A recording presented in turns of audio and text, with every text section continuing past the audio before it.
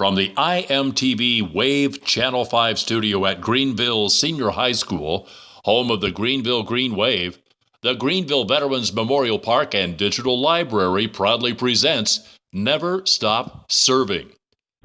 I'm Matthew Kinley, here with the Veterans Digital Library Mission and IMTV. I'm here with, now, is it Lanny Brenner? Is that right? Okay. So we are back having the Never Stop Serving episodes. It's been a little bit, but we're back and we're going strong. So I'm going to start it out. What got you into the military service? Well, after I graduated high school back in 63, why in 65 I was drafted, and I decided that I would join the National Guard, the Army National Guard, because I wanted to pursue my events in farming, and I had kind of a rough time getting started, so that's the way I pursued it. And I joined in 65, and I served through 71. We had, I belonged to Pickway's unit. It was Battery C, the 1st Battalion, 136th Field Artillery is where I served. We had 3 riots while I was in there. One of them was at Dayton, Ohio. 2 of them was at Columbus. One was at the penitentiary, and the other one was Ohio State University, which I spent about a week at each one of those events. And it just kind of went from there, basically. I'd seen in my notes about the riots, and you were a military police officer during theirs, or was that? No, I was not military police. The state come in and said, hey, this unit, and this unit, get over to the riots, basically, is what it was all about. What was it like being sort of in the center of a riot like that? It wasn't fun, I'll tell you that. It was Dayton, when we had a riot. I think it was more racial, if I remember right. It was more racially motivated than anything. It wasn't so hateful there. Penitentiary, my advice to the young generation, don't ever wind up in prison, because I've seen things there that it's not even good for humanity in that sense of the word. It's just something that I don't want. So it sounded like that was kind of a tougher time in your life. Yeah, that was a tough time down there, because you just won't believe how people act. It's hard to imagine that, how they act. Sorry. I was just going to mention that Ohio State, when we was there for a week, that was kind of basically around the Vietnam War is what that was. There was a lot of protests back then. That's what that was all about there. And then the one that didn't develop was, we was on maneuvers up in Grayling, Michigan. I think we had 2 days to go before we come back. They sent the Tennessee National Air Guard up because they was afraid there was going to be another riot in Columbus, and they flew all the Jeeps and most of the personnel back to prepare for that, while the rest of us drove all the vehicles back. So that's kind of the way it's been. And then I've been in the Legion post for about 20 years now. And the last 4 years I've been in the Honor Guard. And from that point on, I've had about 310 funerals in 4 years. Before we talk more about I want to get back to the Honor Guard, but you were talking about it was a tough time in your life, but what do you think it was that was able to get you through that and kind of get past all that? Was there anything or anyone that was kind of there for you to help? Well, you just have the will to go on and not think too much about it. If you don't think about it, why? Yeah. If you know what I'm saying. I was kind of asking that because it's a different situation, but there's similarities with veterans today that go through hardships and tough times. Right. And we have a lot of younger veterans that watch. So I sort of ask all the people that come on this show, but if you had advice to kind of help younger veterans or just a veteran that needs help right now, what would you say? Well, if you need help, I would go get help. But if you can deal with it, seems like as time progresses, it gets a little better. Yeah. As far as slowly, but a little bit. Slowly, but it'll get a little better for you.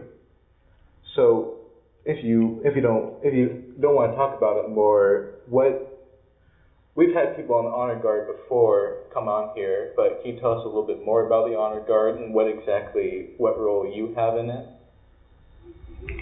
Well, the role of the Honor Guard is to honor our veterans. To me, somebody has to honor them for all the sacrifice and everything they've done for this country. To me, I consider it an honor to be on the Honor Guard. And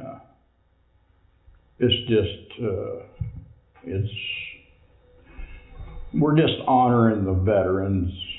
It's the last thing we can do for them. Right. You want to be able to help people. To be able to help people. So, do you have anything to say about the American Legion? I think just about every veteran we've had has either been with the American Legion or heavily tied with them. So, well, the American Legion to me is a good organization.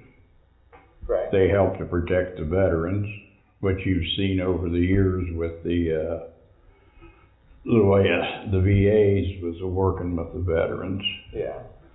And but I think it's a good organization, really, as far as that goes.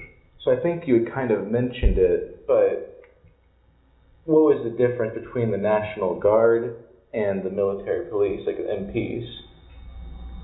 Well, the National Guard has a division of military police. There'll be a company of them as far as that goes. And like us, for example, the unit that I served in was a field artillery unit. We fired the 105 howitzers, and that's what basically is the difference. The military police that's an organization in a company that keeps the rest of us in line once in a while. Yeah, get a little rowdy sometimes. Right, it has a tendency to. So you kind of laughing, kind of happy. So are there things you think that you miss about your early days in the military service and sort of working along that? Well, after you get out, you miss the friends that you've made over the years, right. Basically. You miss that. Because it's just, I've kind of reinstated that in the Honor Guard because we're a group, each one of us worked at one position. Right. And that's what makes the difference as far as when you lose that brotherhood or whatever you want, it makes a difference. It does. But you said that you kind of go on. I think maybe you've made like some new friends. Right. As you go through life, you make some new ones and everything, because when I joined the Honor Guard, I knew a couple of fellas there, and the rest of them, over time, I got acquainted with them, see. We have one fella, well, we've lost two of our veterans, right? It was in the Honor Guard. January, one of them passed, and he was 90 years old, Bob McKenzie.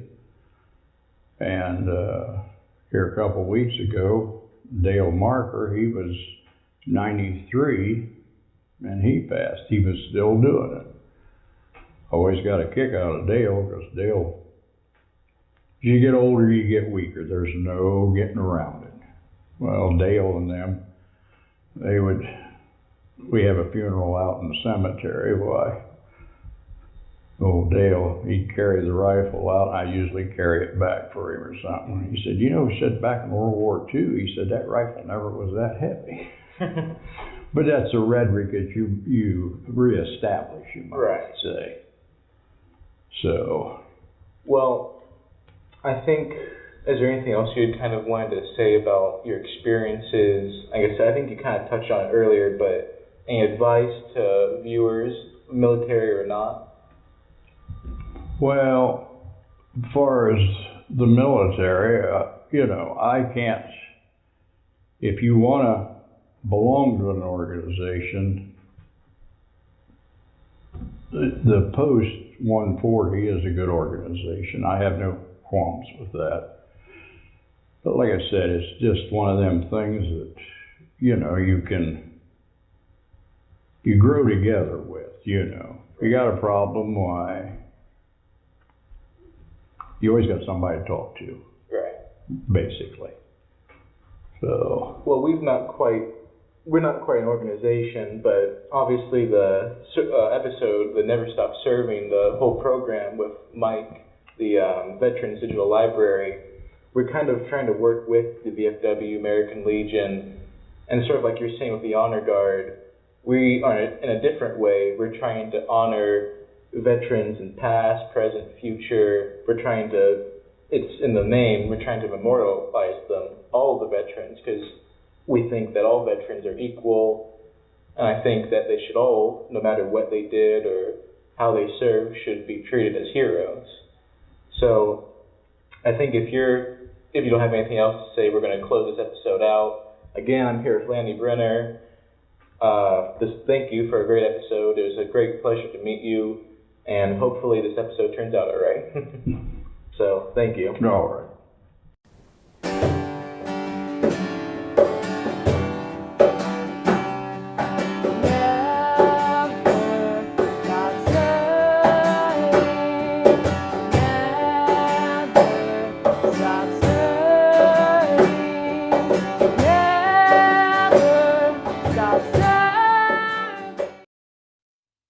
Thank you for watching. Please visit us on our social media sites. Please consider contributing to our mission in some way. Also, we are always looking for veterans and their families to share their stories with us. Be sure to join us next week for our next episode of Never Stop Serving.